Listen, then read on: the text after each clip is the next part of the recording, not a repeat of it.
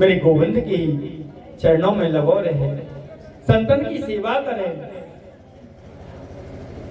आज माता सुनीति जो है संतन की सेवा कर रही हैं और सेवा से आज संत ऐसे प्रसन्न भये और संतन ने कही कि देवी आप कुछ वरदान हमसे मांग लो। तो माता सुनीति ने कहा कि बाबा अगर आप एक वरदान देना ही चाहते हो तो बस एक वरदान मुझे दे दो कि मेरी जो सौत है ना सुरुचि, उसके विवाह को आज 4 वर्ष हो गए, उसके अभी कोई बालक नहीं हुआ है। आप आशीर्वाद करें कि उसके घर में भी एक पुत्र हो जाए। उस महात्मा ने कहा कि बेटी जिस रानी की वजह से राजा ने तुम्हें त्याग दिया है, तुम्हें हमारा अपमान किया है, उस नारी के पुत्र को, नारी के लिए तुम पुत्र की कामना करती हो। हरी देवी उसके तो पुत्र जरूर होगा, क्योंकि तुमने कहा है बेटी, लेकिन तुम्हारा जो पुत्र है ना वो यशस्वी बनेगा, तपस्वी बनेगा, तेजस्वी बनेगा, उसके पुत्र जरूर होगा। एक दिन अपनी पत्नी सुरुचि को गोद में, सुरुचि के पुत्र को जो है आज गोद में लेकर के राजा उत्तानपाद बैठे हुए हैं और सुरुचि के पुत्र का नाम है उत्तम। आज जो है ध्रुव जी महाराज खेलते खेलते जो है आज राजमहलन की तरफ आ गए हैं।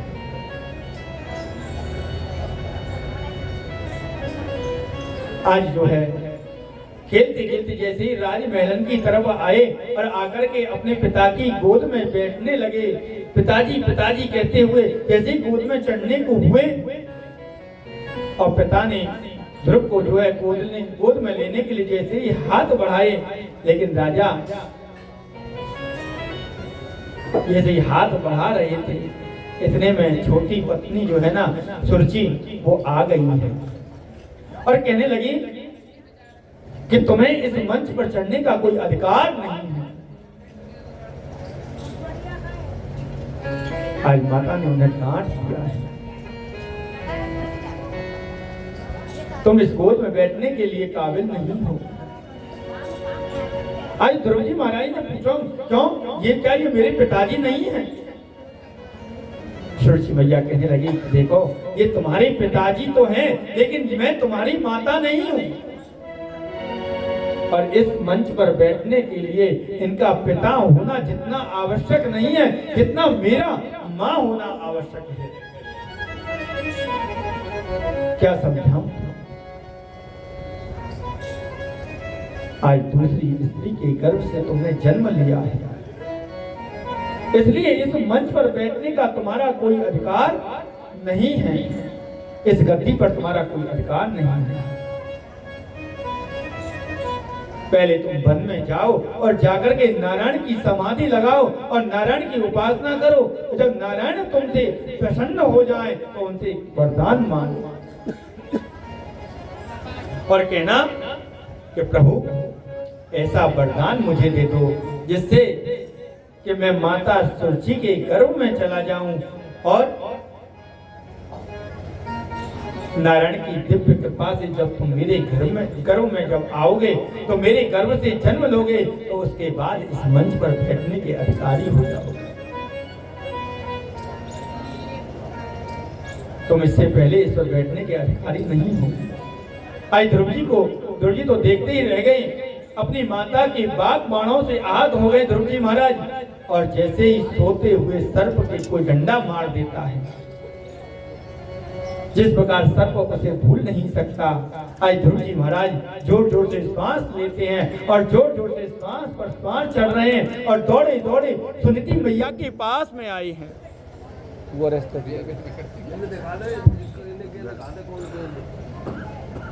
आज सुखदेव जी महाराज कहते हैं कि परिचित माता सुरुचि ने केवल ध्रुव जी को ही अपमान नहीं करो, भगवान का भी उन्होंने अपमान किया है।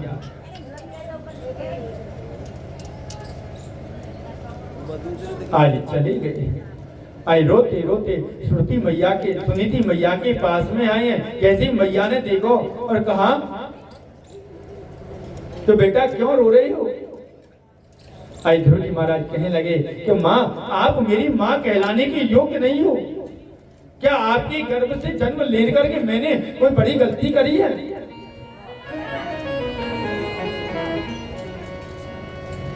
ऐसे कौन से सद्गुण विद्यमान है माता सुरुचि में जो आप में नहीं है?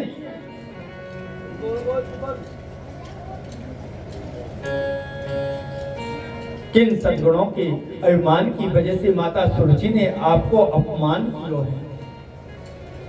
यदि मैं आपका पुत्र हूं तो माता सुरुचि के एक एक बात को बदलो में अवश्य लेकर के मानूंगा।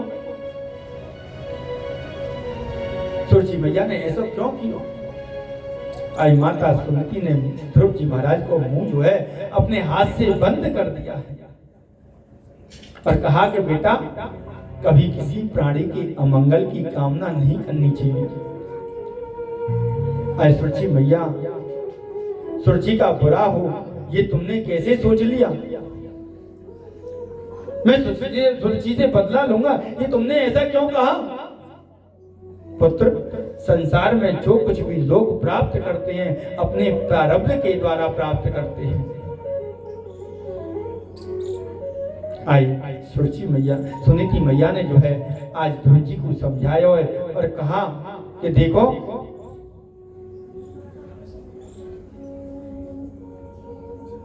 तुम कल वन में जाओ और कल वन में जाओ तो आज चले जाओ बेटा, और आज जाओ तो अभी चले जाओ और आज से संबंध जोड़ लो उस परमात्मा से। प्रभु केवल तुम्हारा है। ध्रुव ने कहा माता आप भी मुझे वन जाने की प्रेरणा देती हो, लेकिन वो कहाँ रहता है? भगवान कहाँ वास करते हैं? कहाँ उनका निवास है? माता ने कहा वो सब जगह है, हरि व्यापक सर्वत्र समाना, प्रेम से प्रकट होई में जाना। हरि तो सभी जगह है। माता सुनीति ध्रुव जी से कहती है बेटा परमात्मा सभी जगह निवास करते हैं। आज जो है ध्रुव जी महाराज के मन में दृढ़ता आ गई और वन की ओर प्रस्थान कर गई। लेकिन गोविंद मिले कैसे? गुरु बिन भव निधि तरहि न कोई, जो विरंच शंकर सम होई। राम सिया राम जय जय राम, राम सिया राम सिया राम जय जय राम। ओ श्री राम जय राम जय जय राम, मेरे मन बस गए सीता राम। राम सिया राम जय जय राम, राम सिया राम जय जय राम। क्योंकि बिना गुरु के कोई भवसागर से पार नहीं हो सकता है। ब्रह्मा और शंकर के समान भी अगर कोई ऐश्वर्यशाली है तो वो केवल कौन है? श्रेष्ठ गुरु है। अगर श्रेष्ठ गुरु नहीं मिला तो परमात्मा हमें मिल नहीं सकते हैं। गुरु तो जीवन में श्रेष्ठ होना चाहिए।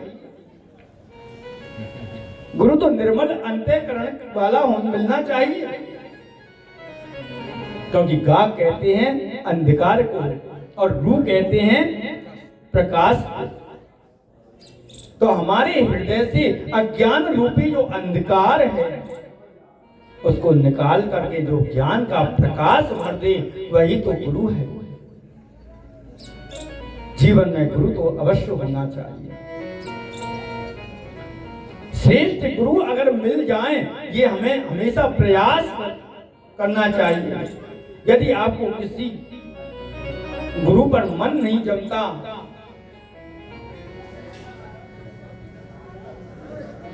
तो हमें किसी ना किसी रूप में कोई ना कोई गुरु तो अवश्य मिल ही जाते हैं। लेकिन बहुत से कहते हैं महाराज हमने तो हनुमान जी को ही गुरु मान लियो है, कोई कहे हमने तो कृष्ण जी को गुरु मान लियो है, लेकिन ये गलत है।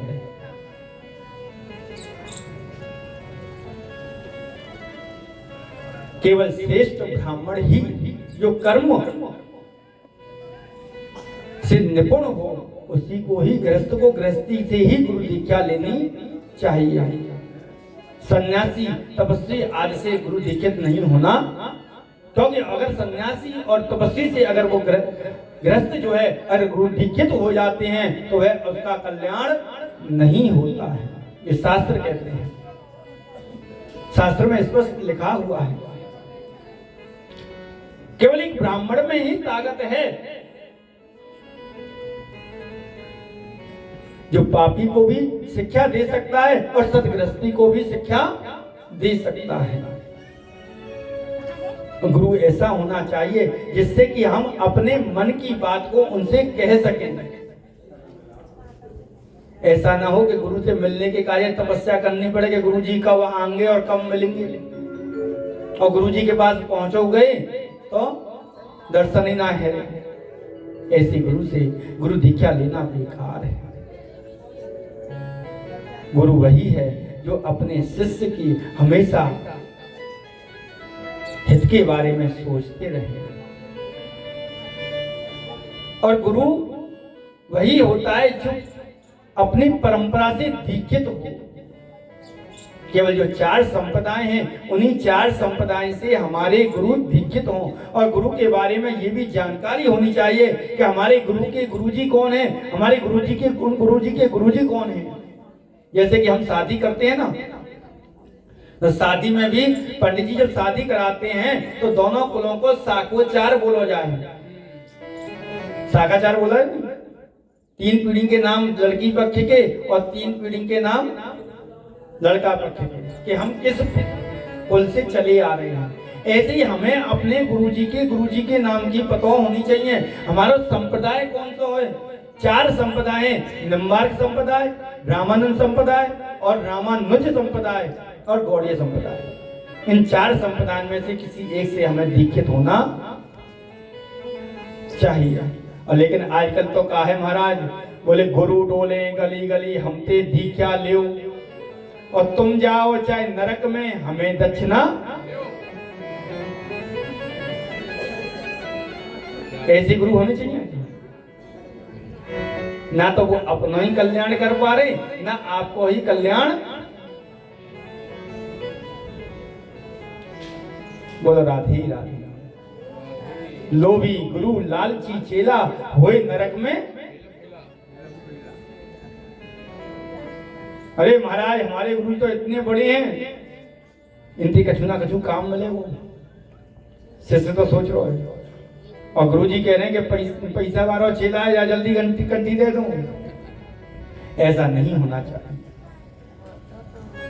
अगर लोग आपके बस में हैं तो आप कल्याण नहीं कर पाओ। गुरु शुद्ध और सात्विक होना चाहिए, प्रभु का नाम लेने वाला होना चाहिए। गुरु ऐसे हो जिनके दर्शन हम कर सकें, उनसे कम से कम साल में एक बार तो मिलना है जाए।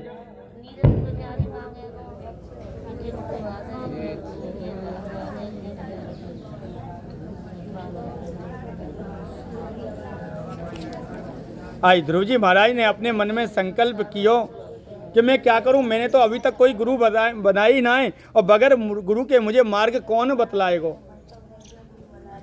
और बिना गुरु के परमात्मा कैसे मिल सकता है। क्योंकि गुरु गोविंद दोहू खड़े काके लागू पाए, और बलिहारी गुरु आपने गोविंद दियो बताए।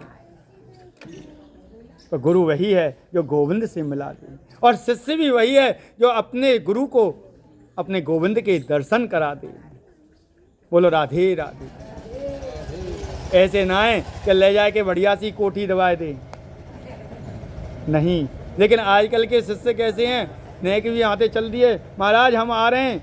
अब बेचारे गुरुजी लग रहे हैं बाकी सेवा में, तो चेला आ रहे हो बाकी कमरा तैयार करवा रहे हैं, झाड़ू लगवा रहे हैं, बिस्तर लगवा रहे हैं।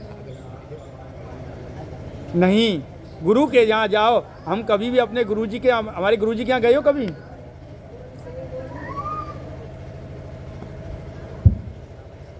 हनुमान बाग है डीग रोड पर, परम पूज्य संत श्री श्यामदास जी महाराज, उनके यहाँ पर आज भी अगर कोई प्रधानमंत्री भी अगर आ जाएगा तो अपने आप चटाई लेगा और अपने आप बिछाएगा और अपने आप बैठेगा। ये ना कि गुरुजी लेके डोलने वाले पीछे पीछे, नहीं, गुरु का ये कर्तव्य है। शिष्य का भी ये कर्तव्य है कि गुरु के आश्रम में जाकर के गुरु जी की सेवा करे, गुरु के आश्रम को देखे, ना कि माते फोन कर दे महाराज हम आ रहे हैं, हमारी व्यवस्था कर दी। बोलो राधे राधे।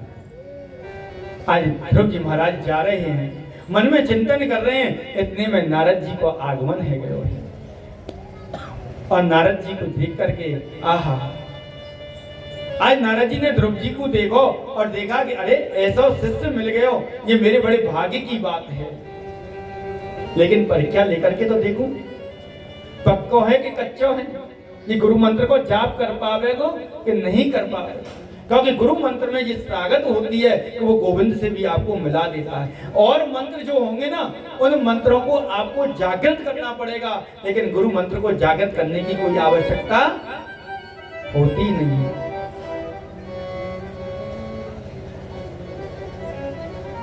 अभी केरल साइड में गए थे हम कथा करने के लिए, तो महाराज वहां पे तो देवी मैया माने, ऐसी सवाई माधोपुर में है, चौथ माता को मंदिर है, तो माँ तो कोई गोविंद जाने ही ना है, केवल देवी। हम बोले राधे राधे, मुके महाराज जय माता दी। मैंने कि भैया एक बात बताओ, तो यहाँ पे कोई मरे ना है का? बोले महाराज क्यों नहीं मरे, खूब मरे। तो भैया जब मरे कहाँ हैं, तो जब लेके जाएं तो जब कहा बोले? बोले महाराज बोले राम नाम सत्य है। बोले क्यों भाई? बोलो ना देवी नाम सत्य है।